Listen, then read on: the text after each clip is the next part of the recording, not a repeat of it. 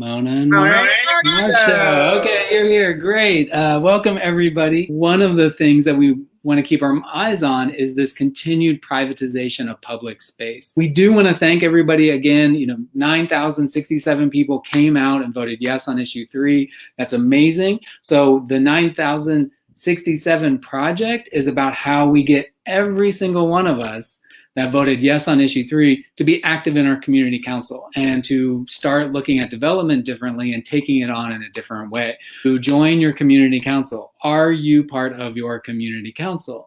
And that is a big question for folks, right? Because the community council is the first level in which you get to connect with the development that's happening in the community, but also when the city gives out notifications on things, they give it to the community councils. So you want to make sure that you're part of your community council so you know what's going on in your neighborhood. And that's also a place where I know for Walnut Hills, it's always great to hear from Principal Jeff Hall from Frederick Douglass Elementary School and Nina over at the other school that's in our neighborhood, because then we know what's going on with the students. We know where we can plug in. A lot of times they need help.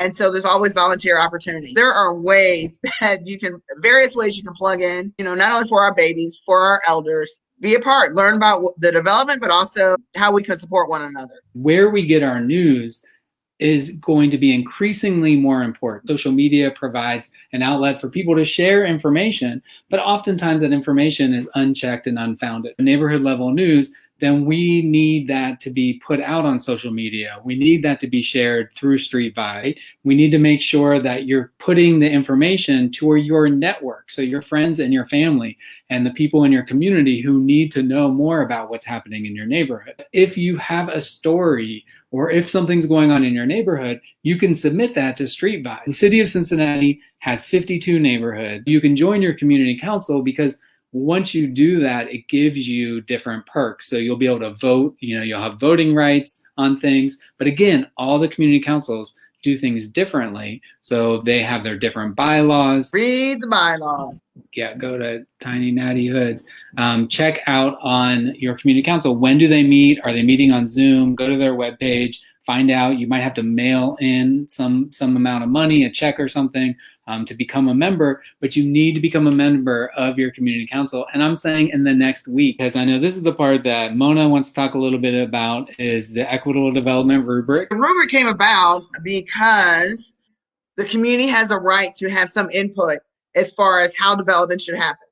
So the Peasley Neighborhood Center met with several folks, including community members, saying, how should we go about ensuring that when development happens, we have some say in it, and they developed this rubric. It was one way of engaging or, started generating this conversation that really needs to happen between developers, community council, and the residents. Basically, it's to try to ensure that our neighborhoods are safe, that development is happening fairly, and that it's happening equitably, right? So this is where this race equity comes into, right? We're talking about that. We want to ensure that Black folks and poor folks are not pushed out of neighborhoods. Well, this is one way of doing it.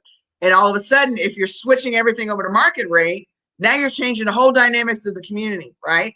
And it's not that we don't love, market rate and folks of that sort that to move in, but we also want to respect those who have historically been a part of that neighborhood, who created that neighborhood, who made that neighborhood what it is, and honor and be able to keep them in that same space as well. A lot of time we don't even know what's happening until like the first piece of lumber is going up for construction. And we're like, well, what's this going up? So as I had mentioned, the cincycan.org, where we're talking about not only about the equitable development rubric, but also the Affordable Housing Trust Fund, also good cause eviction. We found out after issue 3 that many of you wanted us to keep our eyes on and keep presenting information to you about what's going on at City Hall. After the 1940s and 50s, there were a lot of houses that were built back in the 1800s, like these ones we have in Over the Rhine today, that at that point had about 100 years on them. They were getting old, and you had many people living in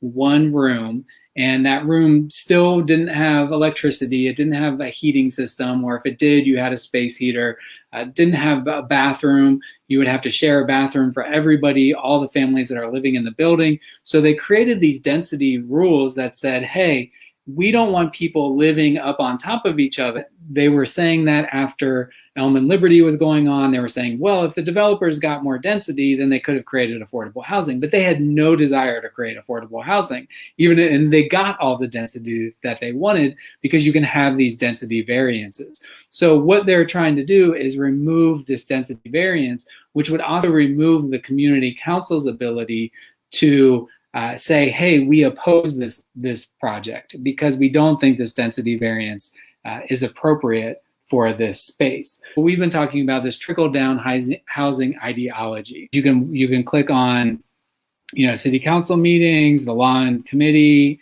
development. I mean, you can really get into this. Find that motivation, right? Maybe it's you're advocating for your mom. Maybe you're advocating for your children. Maybe you're advocating for your neighbor. You could be advocating for yourself. But just remember, right? You're speaking on behalf of the people, and city council needs to hear it. We need to have dedicated funding for affordable housing. We need housing protections. We need a policy that is equity focused. So it includes livable wages, as it looks at race as it is impacting the housing market, how it is impacting every single part of life here in Cincinnati. And that we need to have more of a community-controlled board instead of a mayor-controlled board. And again, those affordability levels are important as well. Relief options here, if you go to 513relief.org or to Cincy CAA, they have relief for housing and utility, food assistance, employment, other services, vaccine and testing, and small businesses. Joined our listservs, go to cincyhomeless.org and join our listservs there. You can also check out This Week at the Coalition on our Facebook. Make sure you're getting that. Engage in ahacincy.org and join their listserv. You could donate $42. I won't tell you why that number is significant, but we need donations because we don't get public money. We survive on the donations that people like you give to the organizations who believe in the work that we do to help create and sustain affordable housing with our member organizations, to provide supportive services, coordinate services, to publish street vibes, to do our education program, to do our tenant organizing and helping those tenant organizations grow through these years. So we really do appreciate your support, and thank you for listening to us today on the Mona and Mark Show.